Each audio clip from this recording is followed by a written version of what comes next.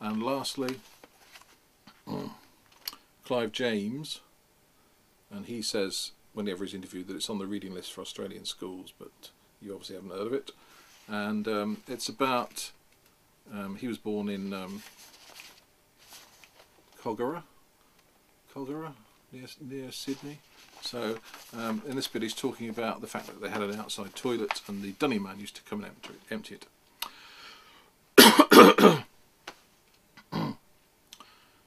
Ever since I could remember, the dunny man had come running down the driveway once a week.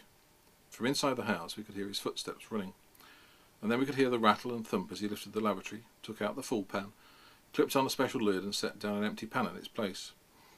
After more rattling and banging, there was an inaudible intake of breath as he hefted the full pan onto his shoulder. Then the footsteps went back along the driveway, slower this time, but still running. From outside in the street there was rattling, banging and shouting as the full pan was loaded onto the dunny cart along with the other full pans. I often watched the dunny cart from the front window. As it slowly made its noisome way down the street, the dunny men ran to and fro from it with awesome expertise.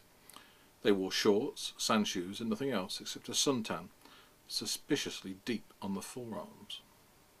Such occasional glimpses were all one was allowed by one's parents, and all that was encouraged even by the dunny men themselves. They preferred to work in nobody's company except their own. They were a band apart. Years went by without those running footsteps being acknowledged by any other means except a bottle of beer left standing in the lavatory on the closest visiting day to Christmas Day.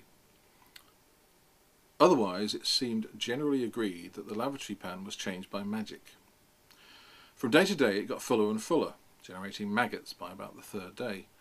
To combat the smell, honeysuckle was grown on a trellis outside the lavatory door, in the same way that the European nobility had recourse to perfume when they travelled by galley. The maggots came from blowflies, and more blowflies came from the maggots. Blowflies were called blowies. The Australian climate, especially on the eastern seaboard in the latitude of Sydney, was specifically designed to accommodate them. The blowies' idea of a good time was to hang around the dunny, waiting for the seat to be lifted. They were then faced with the challenge of getting through the hole before it was blocked by the descending behind of the prospective occupant. There was no time for any fancy flying. Whether parked on the wall or stacking around in a holding pattern near the ceiling, every blowy was geared up to make either a vertical dive from high altitude or a death-defying low-level run through the rapidly decreasing airspace between the seat and the descending arse. The moment the seat came up, suddenly it was Pearl Harbor. Once inside, enclosed under a dark sky, the blowies set about dumping their eggs. The memory of the results has always in my mind given extra vividness to Shakespeare's line about life in excrements. God knows what would have happened if ever the dunny men had gone on strike. Even as things were, by the end of the week, the contents of the pan would be getting too close for comfort. Luckily, the dunny man was a model of probity. Never putting a foot wrong, he carried out his Sisyphean task in loyal silence. Only when he was about to leave our lives forever did his concentration slip. Perhaps he foresaw that one day the sewer would come to everybody in the world. Perhaps in order to ward off these grim thoughts he partook of his Christmas beer while still engaged in the task. Because it was on that day, the day before Christmas Eve, that the dunny man made his solitary mistake. My mother and I were having breakfast. I heard the dunny man's footsteps thumping along the driveway, with a silent pause as he hurdled my bicycle, which in my habitual carelessness I had left lying there. I heard the usual thumps, bangs and heaves. I could picture the brimming pan secured with the special clipped lid, hoisted high on his shoulder, while he held my mother's gift bottle of beer in his other appreciative hand. Then the footsteps started running back the other way. Whether he forgot about my bicycle or simply mistimed his jump, there was no way of telling. Suddenly there was a noise of, well, it was mainly the noise of a dunny man running full tilt into a bicycle. The uproar was made especially ominous by the additional noise, tiny but significant in context, of a clipped lid springing off. While my mother sat there with her hands over her eyes, I raced out through the fly-screen door, took a long look down the driveway.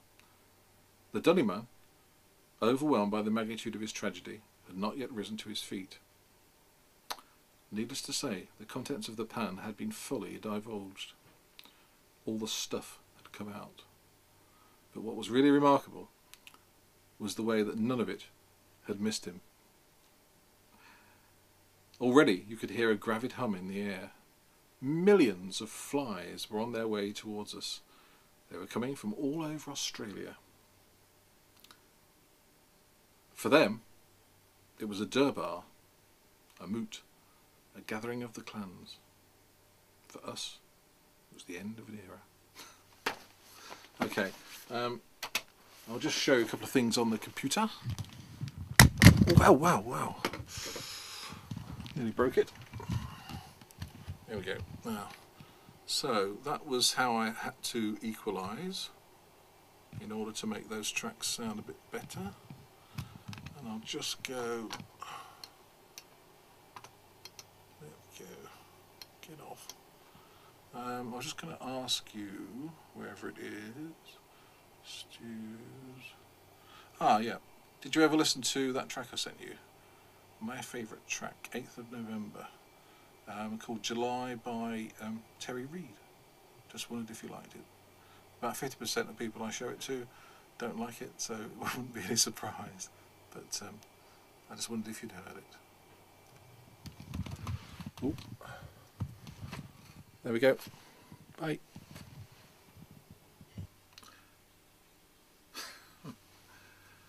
And then I had a shave.